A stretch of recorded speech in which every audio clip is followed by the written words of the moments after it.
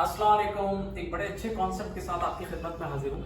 जैसे कि आप लोग जानते हैं कि IS 40 उन लैंड एंड बिल्डिंग्स पे अप्लाई होता है जो रेंटल इनकम अर्न करने के लिए लिया हो या कैपिटल एक्विजिशन के लिए हो। सादा लफ्जों में अभी ये समझ लें कि वो लैंड एंड बिल्डिंग जहां से हम रेंटल इनकम अर्न कर रहे हैं उस पर IS 40।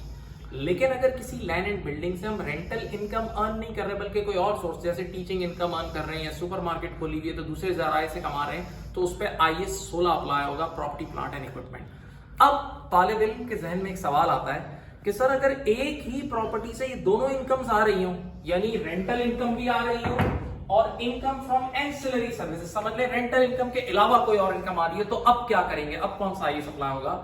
तो इसका जवाब यह है सिग्निफिकेंस। अब देखा जाएगा कौन सी इनकम दूसरी इनकम पे गालिब है। अगर रेंटल इनकम इतनी सारी है और अदर सोर्सेज ऑफ इनकम इतनी कम है तो IS 40। लेकिन अगर अदर सोर्सेज ऑफ इनकम इतनी ज्यादा है और रेंटल इनकम इतनी सी है तो IS 16। बच्चे ने कहा मिसाल देके समझाएं, हम तो एग्जांपल से ही समझते हैं। आइए 4 एग्जांपल्स आपको देते हैं। पहली एग्जांपल MHA, ये इंस्टीट्यूट मिर्चा वाला साहब ऑफ अकाउंटेंसी।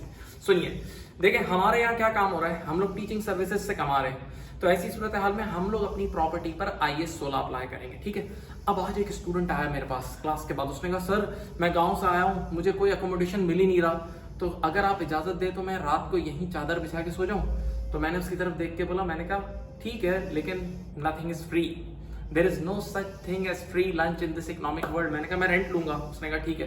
बोला कितना? मैंने कहा 10,000 रुपए दे देना। उसने कहा ठीक है।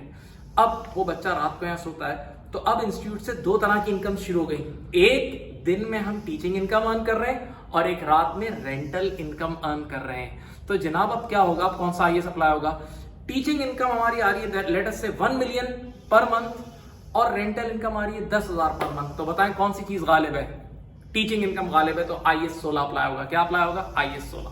अब सेकंड एग्जांपल, यहाँ ये दुबई स्टूडियो अपार्टमेंट। आपने देखा होगा, वैसे दुनिया भर में होते हैं लेकिन दुबई में ये स्टूडियो अपार्टमेंट बहुत होते हैं कि 1 रूम वाले अपार्टमेंट लोगों को 1-1 साल के लिए रेंट पे दिए जाते हैं। तो ऐसे इन्वेस्टर्स होते हैं जो पूरे ऐसे अपार्टमेंट्स बनाते हैं और फिर उनको रेंट पे देते हैं। अब जरा तवज्जो सुनिएगा, तो वो जब आपको अपार्टमेंट रेंट पे देते हैं ना, तो वो सिर्फ अपार्टमेंट रेंट पे नहीं देते, सिर्फ रेंटल इनकम नहीं कमाते, बल्कि उस अपार्टमेंट में आपको अदर सर्विसेज भी देते हैं। कैसी सर्विसेज? उसी बिल्डिंग की वो चौकीदाराना निजाम, सिक्योरिटी का निजाम संभाल रहे होते हैं, वाटर का निजाम, लिफ्ट का निजाम, क्लीनिंग का निजाम संभाल रहे होते हैं, यानी मेंटेनेंस सर्विसेज भी बिल्डिंग में आपको दे रहे होते हैं। तो अब उस इन्वेस्टर की 2 तरह की इनकम आ रही है, एक तो वो आपसे रेंट चार्ज कर रहा है और एक वो मेंटेनेंस सर्विसेज के पैसे भी चार्ज कर रहा है। अब जरा सुनिएगा, लेट अस से वो रेंटल इनकम कमाता है साल की 1 मिलियन दिरहम्स और अदर सर्विसेज से, मेंटेनेंस सर्विसेज से वो कमाता है सिर्फ 1 लाख दिरहम्स। तो अब यहाँ रेंटल इनकम ज्यादा है और अदर सर्विसेज कम है, तो ऐसी सूरत हाल में यहाँ IS 40 अप्लाई होगा। Third example, Marriott, Sheraton, Avari towers, Movenpick, ये जितने भी होटल्स हैं, ये लोग अपनी बिल्डिंग पे कौन सा IS अप्लाई करते हैं? क्योंकि ये लोग रूम्स रेंट पे भी दे रहे होते हैं, तो ये कौन सा IS अप्लाई करते हैं? जनाबे वाला ये IS 16 अप्लाई करते हैं। जी हाँ, मैं होश में हूँ, IS 16। तो बच्चा कहता है सर ये लोग तो अपने रूम्स रेंट पे दे रहे होते हैं ना, तो रेंटल इनकम आनी चाहिए ना। मैंने कहा नहीं, इनके पास अदर सर्विसेज भी बहुत होती हैं, पिक एंड ड्रॉप भी दे रहे होते हैं, मसाज सर्विसेज भी दे रहे होते हैं, जिम सर्विसेज भी दे रहे होते हैं, पूल सर्विसेज भी दे रहे होते हैं, खाने पीने की सर्विसेज भी दे रहे होते हैं, लॉन्ड्री सर्विसेज भी दे रहे होते हैं, कुछ जगहों पे जैसे PC बुरबन में सिनेमा में भी है, सिनेमा की सर्विसेज भी दे रहे होते हैं, ऐसी पता नहीं बेतहाशा सर्विसेज दे रहे होते हैं। तो इनकी अदर सर्विसेज की इनकम ज्यादा है और रेंटल इनकम कम है। अब एक किस्सा सुनिए मेरी लाइफ का। गालिबन 2009 की बात है और मैं F7 पढ़ा रहा था, तो एक अंकल मेरी क्लास में आके बैठ गए।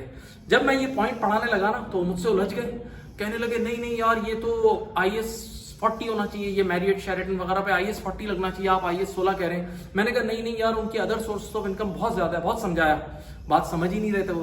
तो अचानक से मेरे ऊपर से एक जवाब आया, मैंने उनको एक जवाब दिया। सुनिएगा, बड़ा जबरदस्त जवाब है। मैंने कहा जरा एक बात सोचें, अगर मुझे एक रूम रेंट पे चाहिए, कहां पे? बहादुराबाद की साइड पे, खाली रूम रेंट पे चाहिए, तो पूरा अपार्टमेंट अगर बहादुराबाद तारिक रोड पे पूरा अपार्टमेंट एक रूम का ना पूरे महीने में 30,000 में मिल जाएगा। दो बेडरूम का भी मिल जाता है 30,000 रुपए पर मंथ 30,000 रुपए।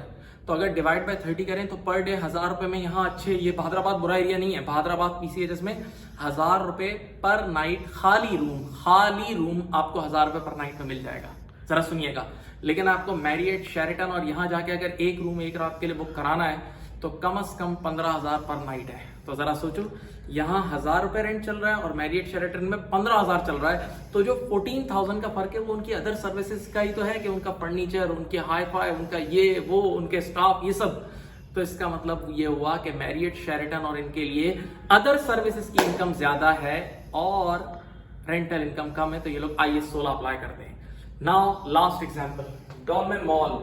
ये जो डिफरेंट मॉल्स हैं, Dolmen mall, mall of the Emirates, ये लोग क्या चार्ज करते हैं? तो ये बात मैंने खुद इनकी मैनेजमेंट से कंफर्म की है कि डॉलमेन मॉल का जो मेजर मॉडल है वो रेंटल मॉडल है, यानी वो रेंटल इनकम ही अर्न करते हैं। ये मैं मानता हूं कि ये लोग और सर्विसेज भी दे रहे होते हैं, वहां पूरे मॉल में AC चल रहा होता है, मॉल में सिक्योरिटी होती है, तो वो सर्विसेज भी दे रहे होते हैं, लेकिन मेजर उनकी इनकम रेंटल इनकम होती है और अदर सर्विसेज उनकी माइनर होती है। तो ये मॉल्स वगैरह अपनी बिल्डिंग पे IS 40 अप्लाई कर रहे होते हैं। उम्मीद है आप बात समझ गए होंगे, कॉन्सेप्ट समझ गए होंगे। अपना बहुत ख्याल रखिएगा। अल्लाह हाफिज।